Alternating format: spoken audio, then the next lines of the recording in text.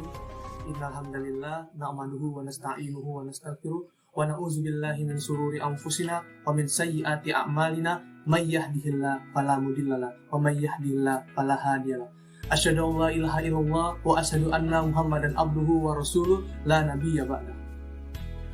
Perkenalkan, nama saya Ahmad Tenggal Gifari, NIM 2202127,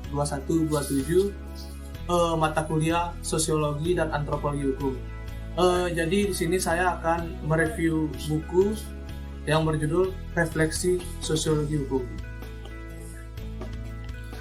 Baik, di sini saya akan menjelaskan tentang interaksi perubahan sosial dan perubahan hukum. Interaksi perubahan sosial di satu sisi dan perubahan di sisi lain merupakan satu kesatuan yang tak terpisahkan, seperti dua sisi keping mata uang. Interaksi tersebut membawa konsekuensi ilmiah karena akan dilihat dari sudut pandang yang berbeda. Paradigma atau yang disebut model atau cara pandang yang bersifat ilmiah adalah cara pandang yang tidak bersifat individual, melainkan kolektif. Apa yang kita sebut sebagai paradigma telah mengalami proses berpikir secara metodologis keilmuan yang akan dibuktikan keterandalannya melewati ruang dan waktu. Sebagai bentuk pegangan dalam menganalisis paradigma bukan merupakan hasil akhir, tetapi sebuah tawaran akademik yang memberikan jalan berpikir pada pengamat untuk mengevaluasi kembali pola pikir yang telah dianut orang banyak. Adapun paradigma yang berkembang dalam memberikan format atas hubungan interaksi, perubahan sosial, dan perubahan hukum. Hukum melayani kebutuhan masyarakat, agar supaya hukum itu tidak akan menjadi ketinggalan oleh karena lajunya perkembangan masyarakat. Ciri-ciri yang terdapat dalam paradigma pertama ini adalah perubahan yang cenderung diikuti oleh sistem lain karena dalam kondisi ketergantungan. Ketertinggalan hukum di belakang perubahan sosial, penyesuaian yang cepat dari hukum kepada keadaan baru, hukum sebagai fungsi pengabdian, hukum perkembangan mengikuti kejadian berarti di tempatnya adalah di belakang peristiwa, bukan mendahulunya.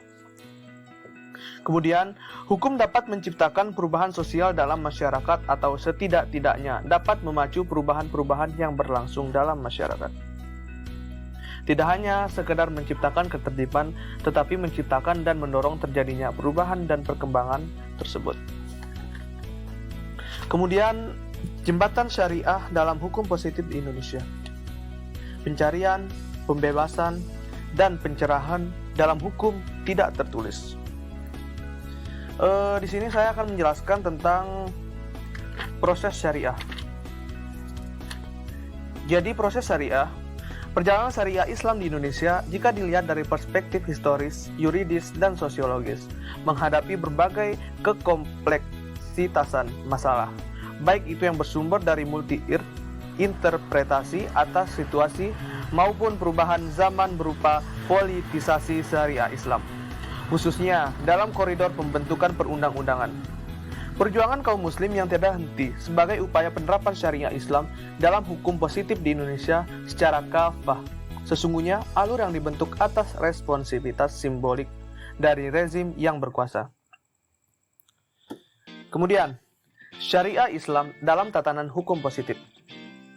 Pembaruan hukum positif di Indonesia berkembang atas dua cara pandang yang dianut, yaitu hukum yang berfungsi sebagai pengabdian, dienende vansti, dan hukum yang berorientasi ke masa depan, yaitu ius constituendum.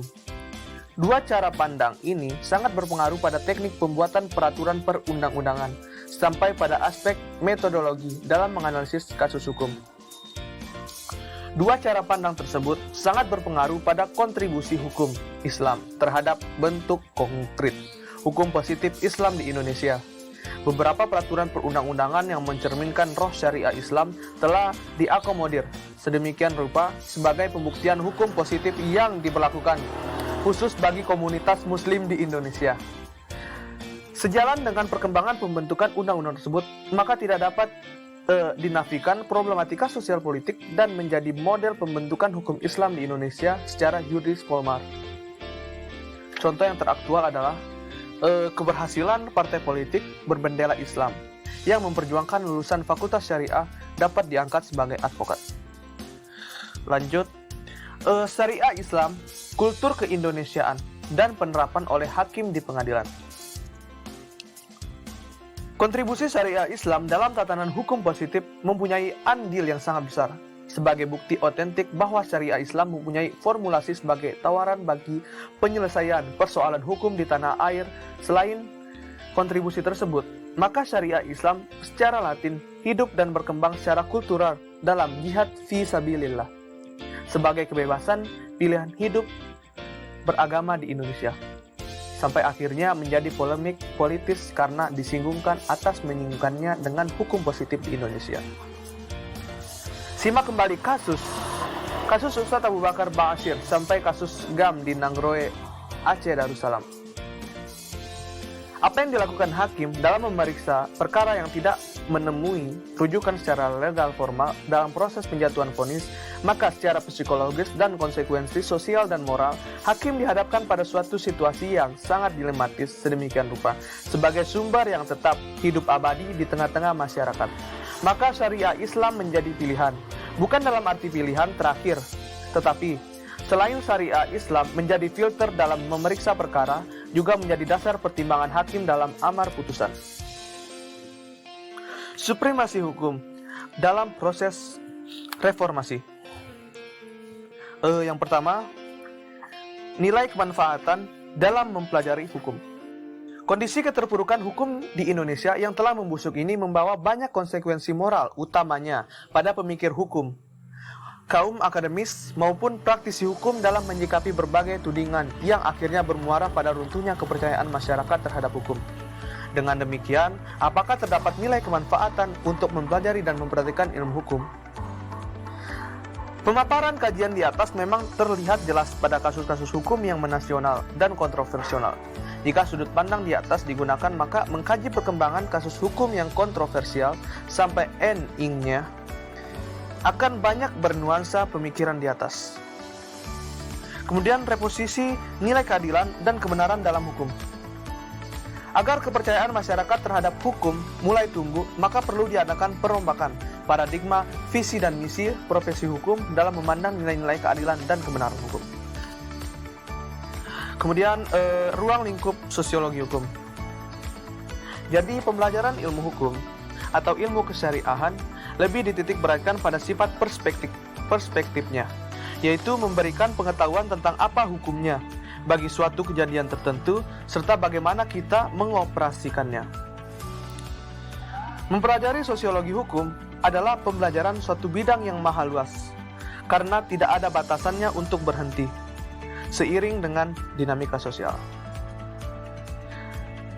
Hasil dari apa-apa yang dijelaskan oleh sosiologi hukum mempunyai nilai kemanfaatan sebagai berikut. Dalam konstruksi keilmuan secara umum, kemudian menjelaskan fenomena sosial tentang hukum. Apa yang telah kita analisis dapat memberikan kontribusi bagi pihak-pihak terkait. Kemudian, dalam berbagai wacana diskusi, dapat dilihat bahwa terjadi perubahan yang signifikan bagi mereka yang terlibat dalam diskusi tersebut. Mendeskripsikan suatu persoalan hukum dalam kenyataan sehari-hari membawa manfaat secara internal bagi si pengamat. Kemudian, fenomena sosial tentang hukum. Fenomena sosial tentang hukum adalah gejala empirik yang dapat disaksikan oleh panca indera. Berbagai kasus atau perkara yang terjadi di tanah air, baik itu yang bersifat lokal, nasional, bahkan internasional, selama berhubungan dengan kasus yang ada di Indonesia, dapat dijadikan rujukan analisis kasus. Kemampuan individu untuk mengakses kasus yang sangat berpengaruh pada kesempurnaan data yang didapat. Jadi tanpa adanya kemampuan kita sendiri untuk mengakses kasus, maka kita tidak akan mendapatkan data yang sempurna. Seperti itu. Kemudian, hal yang paling mudah dilakukan pada analisis, mendampingkan pemikiran pakar dengan kenyataan yang terjadi di lapangan. Dengan kata lain, kita akan menguji pendapat pakar tersebut. Apakah pendapat pakar tersebut dapat diuji pada kasus yang berbeda setting sosialnya? Mungkin sekian review refleksi sosiologi hukum dari saya. Lebih dan kurangnya saya mohon maaf. Wabillahi taufiq wal hidayah. Wassalamualaikum warahmatullahi wabarakatuh.